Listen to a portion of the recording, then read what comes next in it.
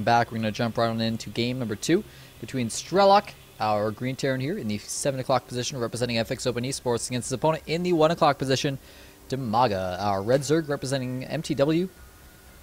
Mortal Teamwork. He's up 1-0. So, nicely played in that last game. You know, it looked bad for him after Strelok took out the top left expansions and had 3-3 done before him, but DIMAGA stuck in there, got his own 3-3, got Broodlords out, got a couple Infestors, and hit at a timing right before Strelok would have been prepared. I think if Strelok had really been given like 30 seconds to a minute more, he would have not only gotten the economy from the center and bottom right expansions, but he would have been able to pump out enough Vikings to deal with the Corruptors effectively and deal with the Broodlords. Instead, he hit before he could quite get up enough Vikings, before he had economic superiority from the center and bottom right expansions. Great timing for DIMAGA to hit, really the only moment he could have won that game. And he went for it. Very decisive. Wow, an 11 scout from DIMAGA. He is scared of 2 racks, perhaps, on this 2-player map. Wants to really make sure that he gets to Strelok's base and ensures there's no funny business going on.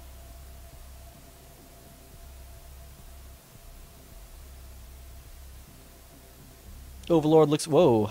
Overlord looks like he's being sent out to that pretty standard position above the natural here. And this drone scout should get over here and see, okay, you have 1 racks. It's coming out at standard timing. Might even be able to count the SCVs and realize, alright, there's no chance of it being 2 racks. He will be able to delay that SCV for now. And there's the 16 hatchery from DIMAGA. Really likes that 16 hatch. Be a little bit more economical with his opening. With that early drone scout, why not? Get away with it. Especially with this early drone scout, I love this play. Like, it seems like it would put you behind economically, but keep in mind, unless, like, an SCV has to chase it around. If the SCV doesn't chase it around, it kills the SCV building the barracks. So you might have an extra drone off minerals, but they have an extra SCV off minerals as well. And generally, each SCV is a little more important than each drone, since, you know, a Terran has to use their SCVs to build. They have less on minerals already. They have to stop building SCVs to make it an orbital, whereas you're making multiple drones at a time with larva. There's Command Center going out from Strelok. Looks totally standard. Command Center and then double gas all before a second depot. This is exactly the way you want to play a standard TVZ. Unless you go Command Center first like he did in game number 1. Keep that in mind, guys. You went Command Center first. But then DIMAGA still won with a really quick 3rd base. Even after, keep in mind, my god, I had forgotten. Remember when he lost like 12 mutas to... Like, he maybe 2 Marines died to 12 mutas, and he still won the game. DIMAGA's such a beast. We'll be able to contest this Zanaga tower being held with that drone. I'm surprised he leaves the drone there as opposed to sending it back to his minerals, but he doesn't know if maybe there was a proxied barrack somewhere, and he wanted to make sure there were no units coming towards his base. Now he feels safe at the 430 mark to go home. He's like, alright, I don't need to make a spine. I can just make lots and lots of drones. Quad queen, I assume, with no gas. We should be seeing 4 queens come out. There's the factory. We're going to see the reactor come up. It's going to be Reactor Hellion standard play here from Strelok. Will he try to add a Banshee like he did last game? Keep in mind that happened as well. He was going to go Banshee, and the Overlord scouted it from DIMAGA. Prevented that play. Whoa, a macro hatch already on the way from DIMAGA, and only a 3rd queen, not quad queen play. We do not almost ever see play like this. I'm very curious as to what he's going to go for here. With a macro hatchery, he's going to have a lot of production capabilities off 2 bases, as opposed to going for a quick 3rd with that hatchery. Suggests that he wants to go for a big 2-base play, some type of Roachling Bane play perhaps. Maybe 2-base Muta, 2-base Infestor. We'll have to wait and see. A lot of different ways you can go with this, but he's just going to have a ton of larvae available is the main point. Won't have as many queens as we'd usually expect, though, with gasless. Instead of having quad queen, just 3, so he won't have maybe quite as explosive creep spread as we're used to. And he won't have as easy of a time dealing with the Reactor Hellions, but... we'll see if he takes any damage from those. Double gas is already on the way from him in the main. Triple gas, in fact. So, 4 gas. Wow, a rush to 4 gas before lair. So this will probably be some type of 2-base. Well, yet again, it could be any of those options I said. We could see him drop the double Evo chambers here, like we've seen players like Slayer's Coco do. He might just go Roachling Bane on lair tech with Bane speed and Roach speed. He might do it with an all-in without lair tech. Or if he doesn't do it all in, he'll probably go with the double Evo chamber. He might go 2-base Muta or 2-base Infestor still, but double Evo chamber is going to get set up here. Not on either side, but in just a little bit of a wall-off pattern here. If he adds like a spine, you know, then only 1 spot for a queen is available for Hellions to go through. First 2 Hellions are out trying to get some map control here, trying to deny some creep spread. But he's just spreading over towards that third base for now. Where is that third queen at? Oh, right, of course he has a macro hatch. So his queens are all larva injecting, actually. He can't add more creep tumors. So not a lot of creep food going to be out here from DIMAGA, but he does have 2 active tumors, which is pretty decent. Hellions just kind of holding Zalaga towers for now. And he did stop making Hellions. He's going to switch over to a tech lab to make siege tanks. He has already added a starport to go for a reactor to medevacs, and he's got 2 reactors on his barracks, so we should see at least a 3rd gasket out on it, if not a 4th one from Strelok here, especially with that eBay to get upgrades. Overlords are going to scout in. He's going to see, alright, you switch your factory off. You're not going like mass Hellions. You're going to go into tanks. He's going to see the starport. Marines are going to pick off that Overlord. I hope I didn't just miss some Hellion aggression, because I don't see where the Hellions are. Oh, they're just still at the Zalaga Tower for now. The base has been taken, though, from DIMAGA, so looks like he really wanted to be able to get up just Lair Tech to be able to maybe go up to Muta with the greater Baneliness. Maybe it'll just be Infestor. He does have a double Evo Chamber that could lead up to either one nowadays. It's going to be Muta Tech, so he really wanted to be able to rush up quad gas, get up Mutas, get up double upgrades for his Lings, so Ling Muta would be really effective, but then also then take a 3rd base to be able to get up to 6 gas. Cool play.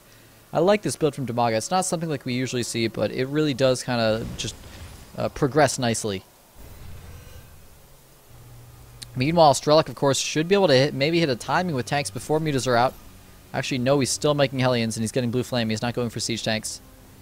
That is pretty bizarre, but, you know, he has kept his Hellions alive, so, you know, that's good for this build. And against mass Speedling, like, you really use a lot of Speedlings with this style when you go double upgrades. Oh my god, 8 Overlords on the way at once. A huge supply block there from DIMAGA, and he solves it with 8 Overlords. We'll be able to make a lot of Mutas as a result, though. But you're going to use a lot of Lings with this style with double upgrades, but the double upgrades are only going to help you so much. I mean, against Blue Flame Hellions, they're not going to help you a lot, especially if you can build up really a big critical mass Blue Flame Hellions and not let them get surrounded. So, cool choice by Strelok.